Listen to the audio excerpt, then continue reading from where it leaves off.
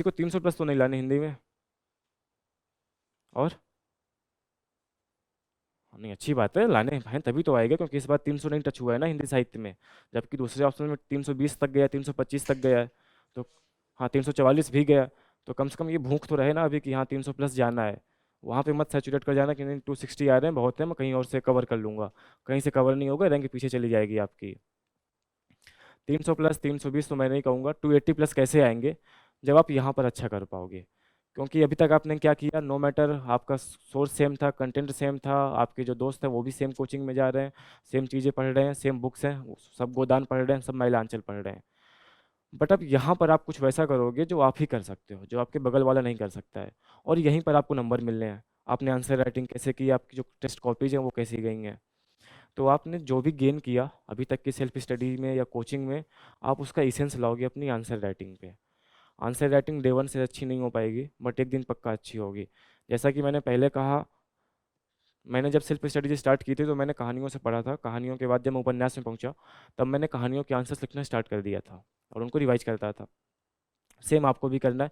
जब आप फाउंडेशंस पढ़ रहे हो या क्लासेज कर रहे हो या सेल्फ स्टडी भी कर रहे हो, तब आपका जो भी टॉपिक खत्म होता जाए आप उसके डेली आंसर्स लिखते जाओ।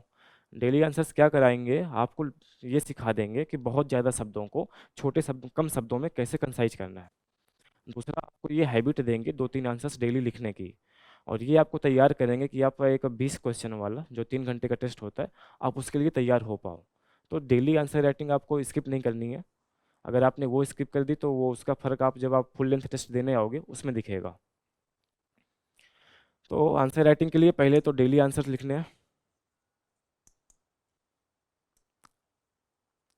जब आप आंसर्स लिख रहे हो तो 2-3 चीज़ें बहुत इंपॉर्टेंट है जो उसमें होनी चाहिए। भूमिका यहाँ जीएस से थोड़ी बड़ी जाएगी। तो जीएस में हम 2-3 लाइन में खींच बनाते हैं ना, वो नहीं आएगी। यहाँ पे कम से कम 3-4 लाइन की भूमिका लिख सकते हो। ठीक। जब आप भूमिका लिख रहे हो तब आप ट्राई करो कि आप किसी स्टडी मटेरियल को कॉपी ना करो, आप अपनी लैंग्वेज में लिखो। भले ही आपका कंटेंट सेम है, मैं फिर से रिपीट कर रहा हूँ, भले ही यहाँ पे आप सबने एक ही चीज़ को पढ़ा है और एक ही किताब को पढ़ा है और एक ही नोट्स को पढ़ा है, बट जो आपकी भाषा है वो सेम नहीं हो सकती है। आप कुछ अलग वर्ड्स यूज कर रहे होगे, आप अलग वर्ड्स यूज करोगे, आप अलग वर्ड्स यूज करोगे। तब यहीं पर आप कैसे सेल्फ बन सकते हो, आप जेनरिक कैसे हो सकते हो, आप ओरिजिनल कैसे बनोगे। ओरिजिनलिटी यहीं पे आएगी, जो आपकी लैंग्वेज है उसके जो आपके शब्द हैं वो आपके ही हैं, वो किसी कोचिंग मटेरियल से नहीं आए हुए हैं।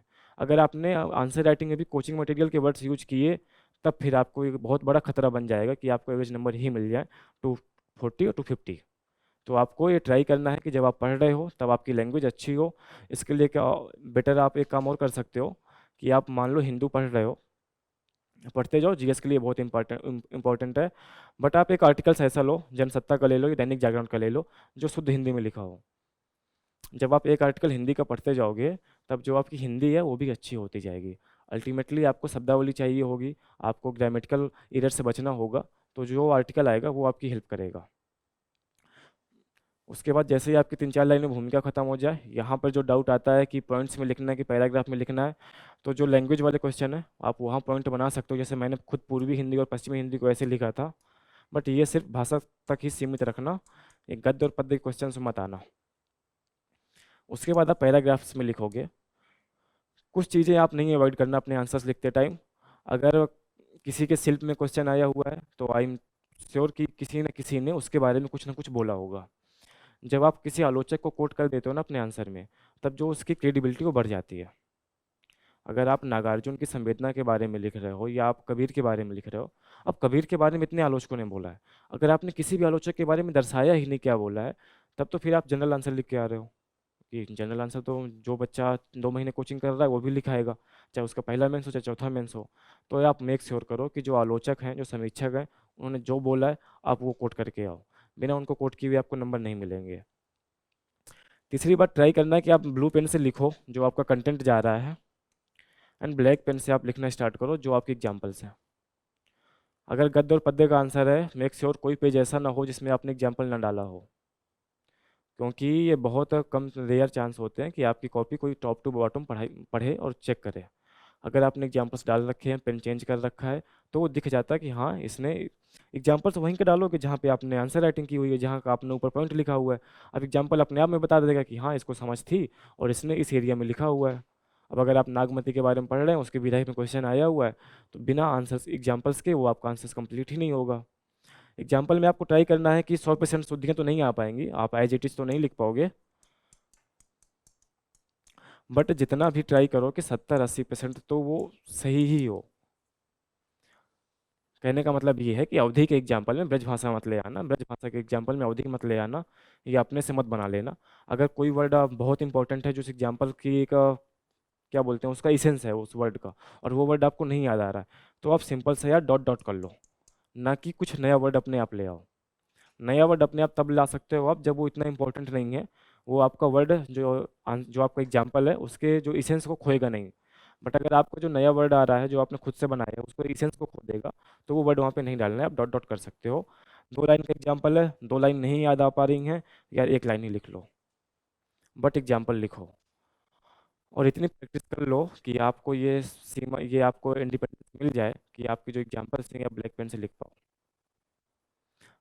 क्योंकि बहुत कम लोग मुझे ऐसे दिख रहे हैं जिन्होंने सेम कलर की शर्ट और पैंट पहन रखी है ना, हम यूजुअली अवॉइड करते हैं ताकि अलग अलग दिखना चाहिए, तो आपका एग्जाम्पल भी अलग दिखे। अगर अलग दिखेगा तो वो जो इवैल्यूएटर है उसकी आंखों में जल्दी पहुंच जाएगा। अगर आपने सब एक ही पेन से लिख रखा है तो हो सकता है कि उतना प्रभाव ना डाले, बट ये आपके ऊपर है। अगर आपने आंसर राइटिंग की इतनी प्रैक्टिस कर रखी है कि आपका पेपर खत्म नहीं छूटेगा, तब आप ब्लैक पेन यूज कर लो। बट फिर भी प्राइमरी गोल यही है कि पेपर आपका खत्म होना चाहिए। ये नहीं कि मैंने बोल दिया ब्लैक पेन यूज करना है तो आप ब्लैक पेन यूज करना स्टार्ट कर दिए, और इसका रिजल्ट क्या निकल रहा है कि आपके 2 क्वेश्चन ही लास्ट में छूट गए।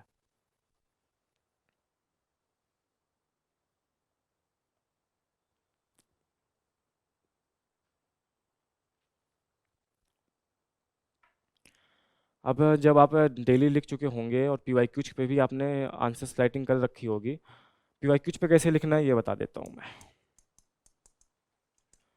मान लो आप लोगों ने भारत दुर्दशा पढ़ना स्टार्ट किया, ठीक है, भारत दुर्दशा पढ़ लिया आपने, स्कंदगुप्त पढ़ लिया, आषाढ़ का 1 दिन पढ़ लिया। अब मुझे कोई बताएगा अगला स्टेप उसका क्या होना चाहिए इन तीनों नाटक को पढ़ने के बाद? ज- हाँ वो तो जानना ही है, बट जब आप ये तीनों पढ़ चुके हैं, तब जितने क्वेश्चंस आए हुए हैं 2014 से, जितने क्वेश्चन यूपीएससी ने पूछे हैं, वो जो कॉपी आती है ना यूपीएससी लिखा होता है और बगल में ऐसी होती है, और यहाँ पे यूपीएससी लिखा होता है, आप उस कॉपी को लाओ और जो क्वेश्चन पूछे गए हैं, पहले क्या करो, 1 दिन पहले यहाँ पे क्वेश्चन लिख लो। जितने भी क्वेश्चन आए हुए हैं, कुछ रिपीट भी होते हैं, तो आपको रिपीट वाले क्वेश्चन छोड़ देने हैं। जब आप रिपीट वाले छोड़ दोगे तो बहुत कम क्वेश्चन आंसर बचेंगे। जितने भी कुछ मिले नाटक खंड से, वो सारे लिखने हैं आपको, ठीक है। ये प्रैक्टिस आपको पक्का से पक्का करके रखनी है। इसका बेनिफिट क्या होगा वो बता देता हूँ। अगर आपने नाटक पे भी कर लिया, उपन्यास पे भी कर लिया, कहानी पे भी कर लिया, जब आप इन सब सेक्शंस पे कर लोगे, तब जिस दिन आपका मेंस होगा और आप पेपर देखोगे, तो यार पहली फीलिंग ये आएगी कि यार इन सब पे तो मैं लिख के आया हूँ। क्योंकि वहाँ पे 98% क्वेश्चन तो रिपीट ही होने, 90% तो होने ही होने। अब पीवाईक्यूज देखना और पीवाईक्यूज पे आंसर लिखना दोनों अलग चीज़ें हैं। जो सिर्फ देख कर जा रहा है अच्छा काम वो भी कर रहा है, बट अगर आप देख के जा रहे हो तो आप 260 या 250 पे रुकोगे। अगर आप लिख करके जा रहे हो तो 290 और 300 भी आपका आएगा। और ये इतनी बड़ी बात नहीं है कि आप पीवाईक्यूज पे आंसर्स न लिख पाओ। तो अगर आपका नाटक सेक्शन आपने रिवाइज कर लिया, उपन्यास कर लिया, कहानी कर ली, कुछ भी कर लिया, उसने जितने पीवाईक्यूज आए हुए हैं वो आपको लिख के रखना है। किसी ने अभी तक ऐसा किया है? हाँ चलो बहुत अच्छा, अगर आपने कर रखा है तो ये आप सबको करना है। पीवाईक्यूज नहीं छोड़ना है, क्योंकि हम सबको पता है यार क्वेश्चन तो अगले साल भी पूर्वी हिंदी पश्चिमी हिंदी पे आएगा। इस साल भी वो अवधि की भाषाएं पूछेगा, अवधि की मर्यादाएं पूछेगा। इस साल भी वो दक्षिणी हिंदी पे क्वेश्चन पूछेगा। जब क्वेश्चन रिपीट ही होने हैं तो हम क्यों ना उसको पहले से लिख करके जाएं।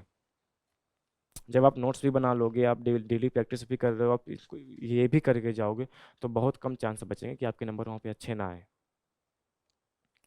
उसके बाद टेस्ट सीरीज, ये ऐसा सेक्शन है जहाँ पे मुझे खुद बहुत स्ट्रगल